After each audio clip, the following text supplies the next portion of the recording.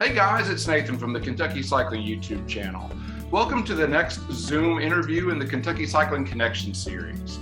In today's interview, I'll be talking with three gentlemen who have all played an instrumental role in the development of a new mountain bike trail system, the Silver Creek Bike Park, located in Berea, Kentucky, which is set to have its grand opening this Friday, September the 10th.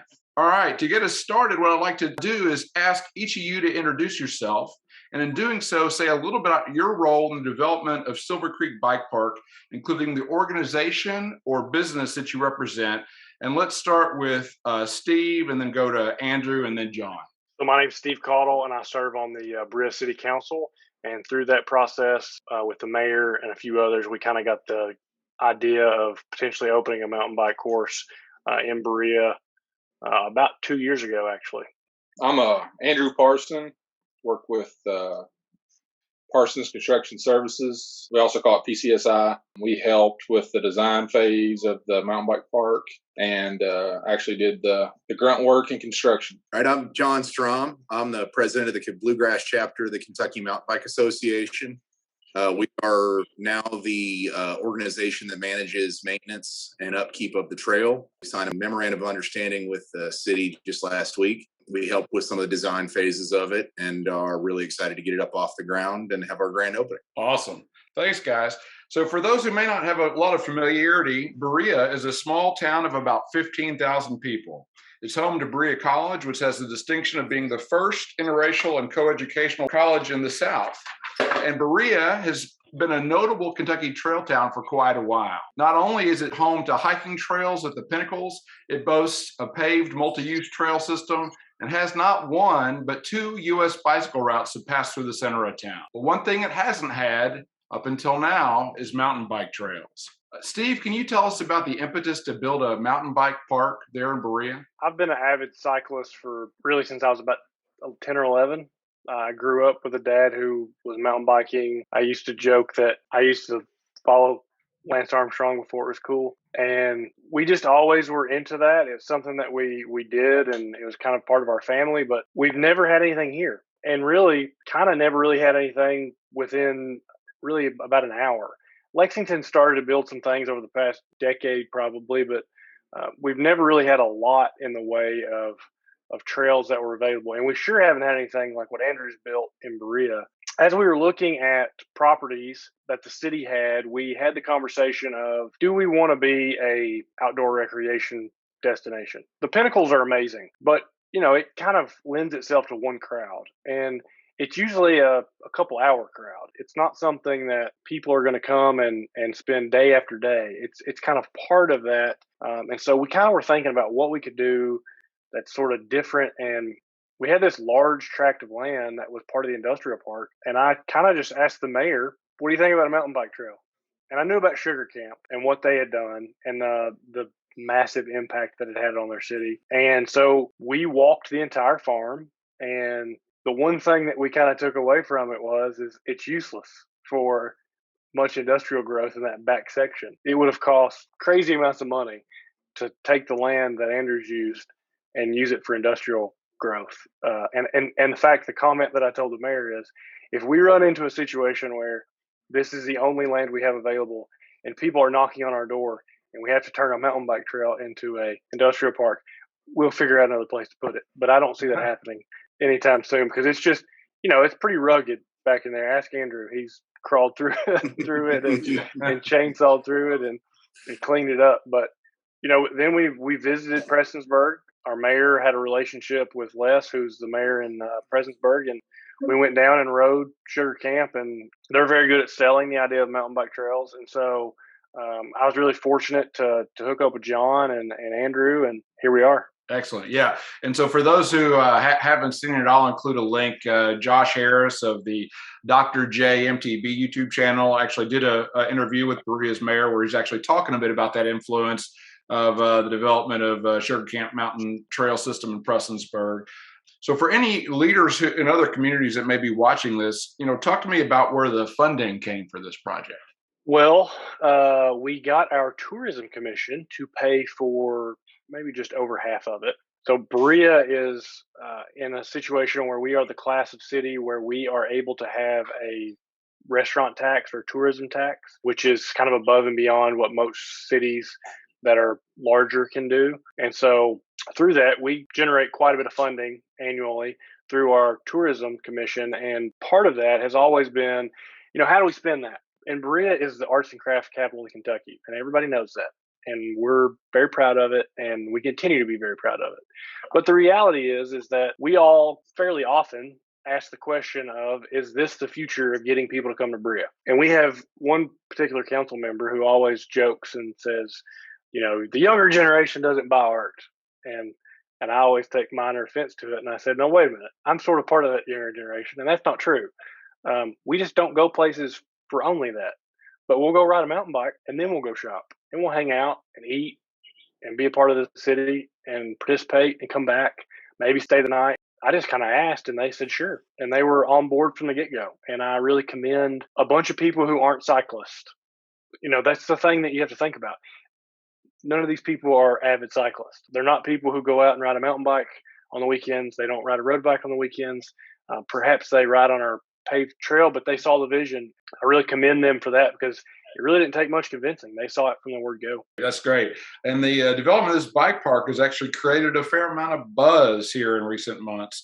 And from my perspective, I think that's in no small part to the fact that Berea has contracted with Andrew, who's been instrumental in the development of other mountain bike projects throughout the state, including the Meade Olin Bike Park located in Brandenburg, Kentucky, and the expansion of what is currently my favorite Kentucky trail system, which is Pulaski County Park, or PC Park, down on Lake Cumberland in Nancy, Kentucky. Steve, from your perspective, how key was Andrew's involvement in the success of this project?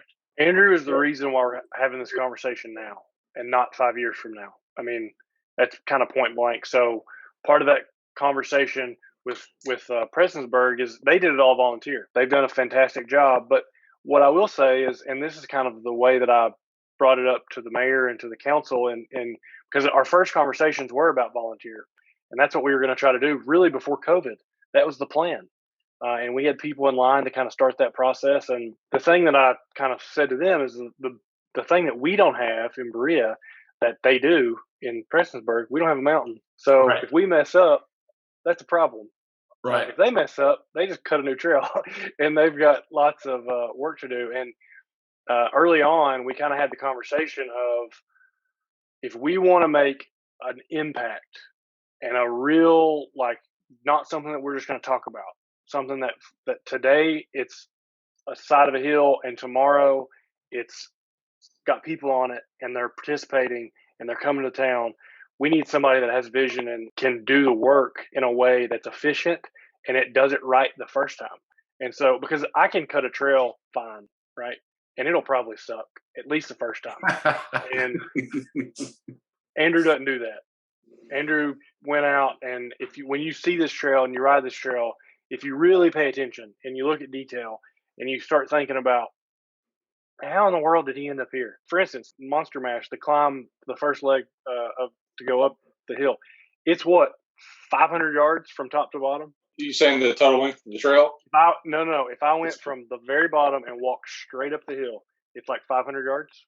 Okay, it's 0.66. I don't remember the elevation. The trail's 0.7. But my point is that if you had taken, if you walk from the bottom of the hill to the very top of the hill, it's only 400 or 500 yards. And he managed to take that 400 or 500 yards and turn it into just under 0.7 miles of just awesome, flowy climb trail that cuts through rocks and has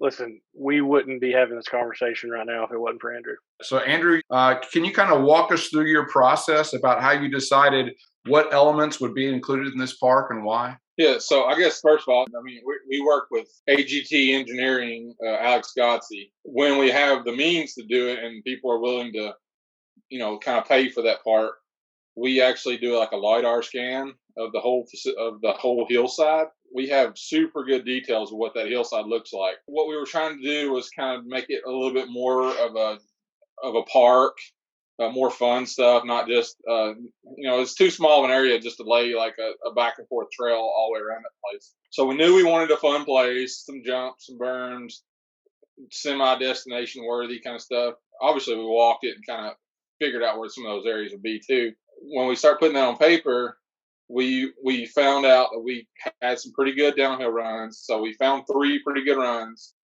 and then generally a half-mile run is pretty good. That's a pretty good distance to have a pretty fun run. So we learned we can make a 4% descent in about half-mile runs. So that's kind of what we had to work off of. We may could have stretched one more downhill run, but we pretty much used up that hillside to get those runs. That's the first stage of it, and just the design side. And Alex is like amazing. The system that we have is, I think it's the best system out there for designing trails and marking trails. So when we're marking all these trails and we're actually on the ground, Alex is running around with a little nerdy hat on with the antenna sticking up out of his hat. And we're basically belly crawling and jumping over logs. And at that point, I'm changing things a little bit. I'm saying, I want to be here instead of there. There's a pretty sweet rock, or this creek crossing has this rock in it, or that tree's really good to set a jump off of, to hold the dirt, those kind of things. That's kind of the initial part of that. Cool. And I'll say that Kentucky Mountain Bike Association, or KyMBA Bluegrass chapter, recently had a preview event out there. And I think Mark Bennett did a really good job. He's got a YouTube channel called MTB of getting some footage that actually shows us around. So I'll make sure I include a link to that video as well. And I'm really no expert on mountain bike trail construction, but I think Steve alluded to this. What I understand is that, broadly, there's sort of 2 types of trail construction, hand-built and machine-built. And my impression is that the bulk of what we find in Kentucky is hand-built trails that have emerged over long periods of time, whereas your focus has really been on machine-built trails. So can you talk a little about the difference between these 2 approaches and the advantages of the machine-built process? So I guess we could take a step back in time whenever most trails popped up in Kentucky. I don't think people chase the contours like we chase them now. We're trying to make fun stuff, but we're also trying to make stuff that's going to hold up a lot longer and not just water just shoot straight down the hill, all those kind of things. So machine built, simply, I feel like you can crank out more trail, and you can make like these flow trails, a lot of surf, a lot of big jumps. You can realistically make those things with a machine. It's kind of hard to do those things with, just a rogue hoe and 10 strong backs. It's kind of hard to make that happen. So whenever I first got on a machine, I think it was like early 2000s, I was racing professional downhill, and I was trying to live in Kentucky and race the Colorado races and California and all that. And we just simply didn't have enough gnarly stuff to train on. So that's when I first learned basically how to learn the modern day machines. I mean, we was running tractors and everything else to build BMX jumps when I was 10 or 11. But when I got real serious trail equipment in the early 2000s, and that's basically was just to make me progress as a rider. I had no idea I was going to start, building trails for private individuals or state parks or federal grants or whatever. So I guess the difference is obviously you can just do a lot more volume with the machines. And then we're kind of more of a modern day company that's riding the surf, and we can build cool, like pretty single track and all that too. But my passion is the fun stuff. Old school, new school, a lot of dirt moving with machines. We still have a lot of handwork behind it too. The trails are a little narrower with the old school way, but what you'll see over time, these trails reclaim themselves back in, they're pretty much single track back in a few years anyways. And then the only good thing you have is you don't have all that thick growth that's next to it on the machine built. But we do some techniques to try to get back to the old school look. Like a lot of times we'll drive backwards with the machine and dig out part of the trail. So instead of being 48 inches or 52 inches or whatever, we can turn it back into 36-inch shelf, things like that. So we do those things to make it look, because the old school stuff kind of has made a comeback too. So we're trying to cater to some of that as well. Well, and you mentioned your professional, background, and I believe you're correct to say that you're still an assistant coach down at Lindsey Wilson, and so you're not just a rider, but you're also a coach. How do you feel like those hats play into your designs? Well, I'm just around it a lot. Like I've just been in it my whole life, so that helps right there. And then going to a new track or you get a lot of inspiration from all over the country.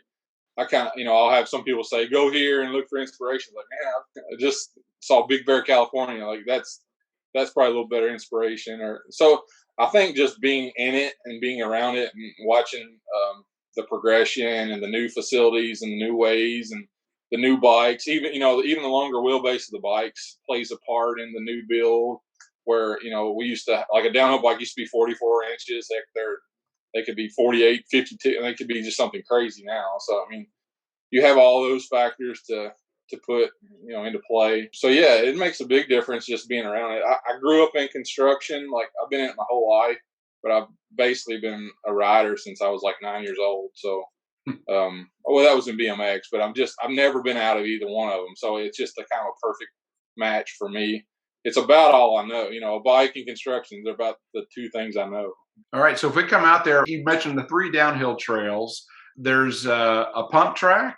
Is that correct? And what else? Yeah. So there's an asphalt pump track, which kudos to the city and Steve and all them for doing the asphalt. I think it's going to make their life a lot easier and it's going to make it way more fun for everyone. Pull up, there's a parking lot, park. There's a pretty cool jump line right next to the pump track, and it's probably got, 10 or 12 jumps in it. And then after you cross the creek, there's a climb, and then there's 3 fingers of downhill. I would kind of say there's one like a super green trail, kind of just a trail. It might have a few berms and rollers and a little bit of jumps. And then there's one that's kind of intermediate-ish. Almost say it's more like a technical flow. So you got to hit your marks pretty good to keep going. And then we got one that it's called Tarzan. That's probably like the more opened up, new school style tabletops and just kind of letting it go. None of them's like just unreal fast. I mean, we only have so much hillside to work with, but they're all definitely like the newer style jump park kind of stuff. But they're all pretty safe too. Like we didn't want to just break people off just because. So it's kind of got, I can still ride it and have a good time, but then a new person can jump on it and not just die on it either. So that's kind of that was kind of the whole gist, because we knew we were kind of introducing like something kind of new to the state, or at least this area. So we have all that. It's all in our mind. Like I visualize like the worst person in the world riding down some of these trails and like, okay, maybe we need to fill this in a little bit more, take that knuckle off the lander, those kind of things. Yeah, very good. Well, Jon, I want to bring you into the conversation here. So for those who may have missed it, be sure to check out the interview I did with Jon about the work of KyMBA Bluegrass a few months back, and I'll include a link to that. But Jon, talk to us about the role of KyMBA Bluegrass in this process. We kind of viewed KyMBA Bluegrass as a bit of a facilitator for this. Early on in the process, about 2 years ago, like Steve said, members from the GIS department over in Berea came to us with a map of this piece of property and said, can we cut mountain bike trails here? And our almost always answer to that is, of course you can. Yes, you need mountain bike trails here. So we did that, and we met with them once, and like he said, then COVID rolled, and then things kind of slowed up on what all we could do. And frankly, we kind of didn't think too much about the project again for a little while. It was still in the back of our head, but we all had other fish to fry for a bit. And then a little bit later during the last year and a half, a mutual friend of Steve and I's reconnected us together to talk about this project some more and how we could get it up off the ground. So we worked to arrange a meeting out here. I tried to bring in Andrew and as a consultant early on to help us look at this mountain. I'm a pretty good mountain bike advocate, but I have no idea how to lay out a trail. I barely know how to build one that would survive a slight rain. So that's just not what I do. It's not my skill set. So, but I'm pretty good at helping find some people to get together. So that's what we did, is we try to get the right people in the room together, and then try and just kind of keep it moving forward. So we could not be happier with this project. Just to go off on a short tangent here, I heard Steve talking about ways that a mountain bikers can help the city of Berea, and I view mountain bikers as like a city's best friend, because when we come to town, a lot of times we want to build something, but we'll help you maintain it. We do the keeping it up for you. If we come to a new place, we show up, we buy a coffee at your local coffee shop, we get some breakfast at your local diner, We probably get a campsite and hang out for the night. Then we go ride for a few hours. We come back out. We find your local watering hole and have a few beers, maybe a few too many. We camp for the night again. We have dinner in your town. Have a significant other have to keep happy for letting us travel. So we go find your gift shops and your little shops and come home with some trinket. And then if it's good, we come back. So I like to think of mountain bikers as a potential for economic growth and economic drivers for a community. And Berea saw that very, very quickly. Huge kudos to Steve and Katie Startzman and Mayor Fraley for helping us push this through, realizing this is a way to get people to come back to our community time and time again. That's great. You mentioned that the KyMBA Bluegrass will play a stewardship role, moving forward with regard to this trail system. Have you all identified a chief trail steward out there for the park yet? I think we have it narrowed down. Like I said, we just signed the paperwork with the city last week. I've had somebody who I think will be a fantastic candidate express interest. We need to talk about it with the city. So I don't want to throw a name out there quite yet, but he has been somebody who's been very involved with the project the entire way through, and I think he will do a fantastic job. So good deal. That should be coming very soon. Yeah, glad to hear that that's in the works. Let's talk about progression. So, John and Andrew, I understand that something that actually a number of mountain bike trail systems, I guess, depending on your perspective, may struggle with is this concept of progression. So just talk to me about the importance of progression in a trail system and how this particular park builds it in. Kind of talk about it from a 30,000 foot view, and then you can talk about how the trail itself provides that. This last couple of years with KyMBA, we focused on two aspects. We've wanted to grow the sport of mountain biking in Central Kentucky, and we've wanted to grow our riders. That second part, growing your riders, is where progression comes in. Progression is how you go from being the person who's never stepped foot on a bike, but your friends drag you out the trail to throw a helmet on your head and say, come on, let's go, to being a person who's a competent mountain biker, to being somebody who enjoys it. That's progression in one sense. Another sense is learning the skills to become faster, more competent, tackle bigger, more challenging terrain, go faster. That's another way to think about progression. And when I view Berea in the Silver Creek Bike Park here, I think we have an excellent opportunity because, like you said, we have something that the very, very, very beginnerest of beginners can get on, have a great time, and learn a few things. And at the same time, we can have people who are, pretty average, pretty good mountain bikers who can really improve their skills on a weekly basis, on a monthly basis, every time they come back. And even the most elite riders in our region can go play on that jump line, can go rip down Tarzan and have a really fun day. So that's kind of how I view progression, is some way that we can cater to all skill levels. We can help people get better, and we can attract people who are already pretty good. So, the example we had two friends in from out of town this past weekend who run a fishing charter in Fort Myers. That's not something that they do down in Fort Myers, is ride mountain bikes. But we had the sneak peek. We signed them up. We brought them with us, and we had them on the pump track, and we had them on the rollers, and they came back with huge smiles and can't wait to come back. And we're looking for pump tracks in their area. And, we got them kind of hooked. And that's what we think this type of facility can do. Maybe Andrew, you can tell us a little more specifically what we're talking about. Yeah. So I think just in general, like progression, the word progression, I just think Kentucky's ready for it. Like, absolutely. So we've got tons of trails, tons of paths, just paths in the woods. They're all over the place. You can go any county and find some trails.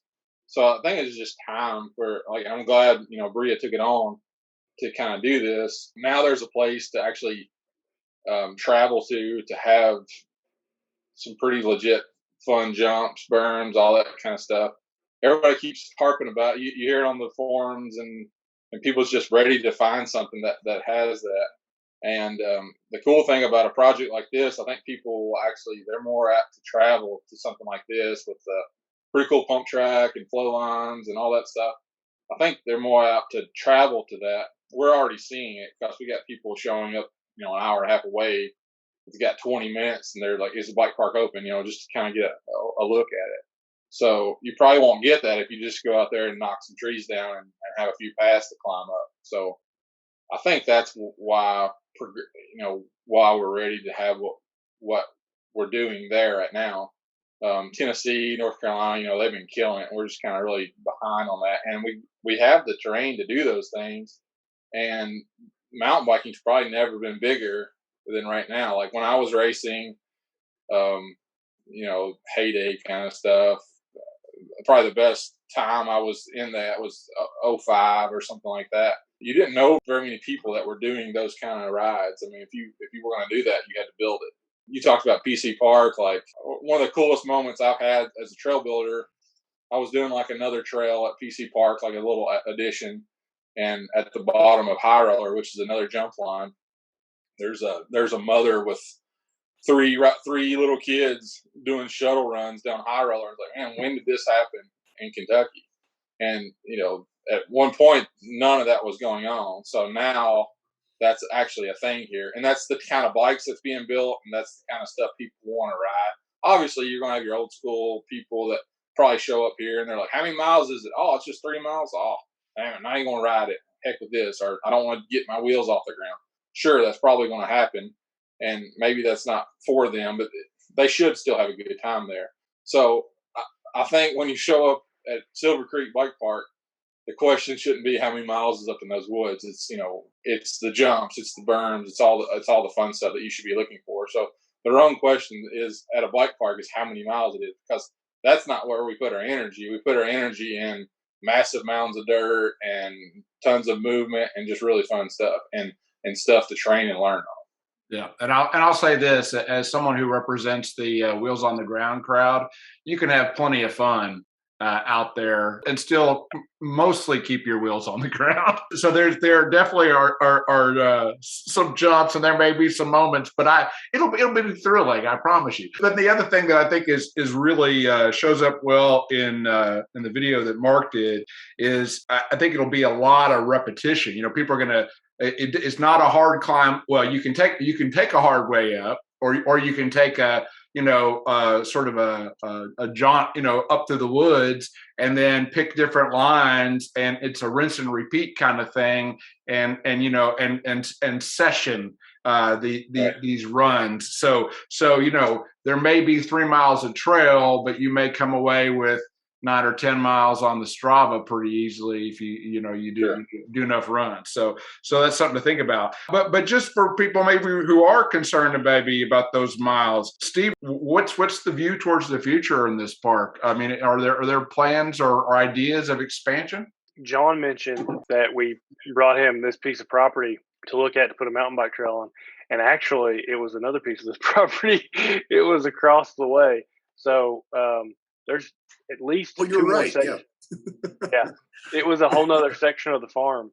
So I think we definitely are going to be looking to that to the future. The thing about what Andrew was talking about with building something where people are going to come and you're going to see a impact. If the best way to build more trails is to show people that it's worthwhile, and I think that we're going to do that. I think we've already done that. Honestly, there were probably Jon, 100 people. I think we were pushing 100 people, and I know we gained 25 memberships the week before just because people continue to see this. And we didn't even talk about it. We didn't. I mean, the only way anybody said anything was Jon put an event on the KyMBA website, and we had 100 people show up on a Saturday. We're not even open yet, and so I think that we're quickly going to see that impact. And I think that as we move forward, we have a lot of growth opportunity in that area. We're not landlocked. I mean, we kind of are, but I think you could reasonably if you count a connector that would probably be a couple miles, I think you could reasonably end up with 9 or 10 miles of trail. A very decently sized system, especially with runs that people want to do over and over again. So that's exciting to think about, what potentially the future has out there. Rather than the long-term future, let's talk about the immediate future. Tell me about these grand opening plans on Friday night. September 10th at 6 o'clock, we'll be doing a grand opening, and I really encourage anybody, all the KyMBA members. The thing that I told Jon last week as we were talking about it is I really hope that they show up for the event beyond the obvious reasons that I want them to show up. I want them to participate and enjoy it, but I want the people in Berea who don't know the impact that mountain biking has on our region to see what it means to the people in our region, so that when the next time comes around, if we say, hey, let's build 4 or 5 more miles of this, it's like, of course, please, can we get it done now? And so I think that's really the impact that I hope that we can have and show people. And also, and I've said this, I said this in the council meeting right before this Zoom call, bring your kids and bring their bikes, because that's going to be the grand opening. It's not going to be a bunch of people standing around cutting a ribbon. We want to have kids there and having a little kind of ceremony there to let them ride to start it off with. And we always want to build things for all of us to enjoy, right? We want it to be something that I can enjoy, that all of you all can enjoy. But the reality is that we need to be building things for our kids to do so that they can start getting out and enjoying the sport and seeing the impact that it can have for them. And that's what's so neat about this. At the KyMBA event, there were 2 kids just riding the pump track. One little dude, he had kind of he scraped himself up, and I said, "Hey, I think you get an award. You're the first injury of the mountain bike trail." So it was a fun weekend, and I hope that we have lots of kids that show up for the opening this weekend. Good deal. So Friday night, September 10th at 6 p.m. Was there anything else that I haven't asked you all about that you'd like to share with the Kentucky cycling audience about this project? Yeah. Hey, I would like to make sure some people get recognized, I guess, in this time. Absolutely. Yeah. So obviously Steve and Mayor and all the people at the city, it's been pretty amazing, because, just because you can build a trail or design a trail or whatever, it don't mean nothing if you don't have that kind of, that's the kind of, they're going to be looked at, I think, as the way to go, and how they handle things and how they go about it. They've been a pretty big deal on just the way they act and the way they can get things done. The public works, if it wasn't for them, so we kind of made some additional things on the Berea Trail that they were just willing to make it that much better, even above our proposal. So the public works group there it's second to none for sure. It's never worked with anybody like that. So they were great. And then there's some local guys that's kind of helped out a little bit there. David Mashburn, he's been amazing. He's basically like a local dude that's just into bikes and outdoors, like almost a MacGyver kind of guy, can figure out anything, do anything. So he's been a big help being in that area. And if y'all get a chance, check out Pedlin Dave. Yeah, he's been there helping. Been a really cool dude to work with. And then I got a guy named Glenn Mills. He's probably the most unknown person in the state of Kentucky for trail building. And I would dare to say he may have cut more corridor than anyone in the state of Kentucky, and don't even ride a bicycle. So it's a pretty cool deal what he does. So we got a kind of smaller group, probably compared to a lot of trail companies. Obviously, like Asphalt Day, we got to bring in just tons of contractors and people and all that. So the people in Berea have been pretty amazing to work with, nonetheless. Well, Nathan, I thank you for having us on here. The one thing I do think we need to make sure we announce, KyMBA Bluegrass is putting on our women's clinic on October 2nd and our men's and kids clinics on October 3rd, and they are all going to be at Silver Creek Bike Park. The city's been kind enough to let us use that as a facility and help us out with some amenities that we need to get it off the ground. We're bringing in some coaches from all over the region who will be there to do it. It'll be a little more beginner friendly. Intermediate is kind of the word we keep throwing around as the skill level for the women and the men's clinics, but it'll be a really great couple of days, and we hope that if you haven't signed up yet, go to KyMBABluegrass.org. It's $100, but to sign up for a day, and that price will be going up, I believe, the 19th, but don't quote me on that one. We'll be going up here in about the next 10 days or so. Good deal, and a great way to get out there and experience the new bike park. Well, guys, I want to thank Steve, Andrew, and Jon for being guests in the Kentucky Cycling Connection series and for talking to us about the development of the new Silver Creek Bike Park in Berea. Thanks, guys. Thank you. Thanks, Nathan. Appreciate it for having us. As always, we hope you found this content useful. If you did, please like the video and consider subscribing to the channel. Thanks.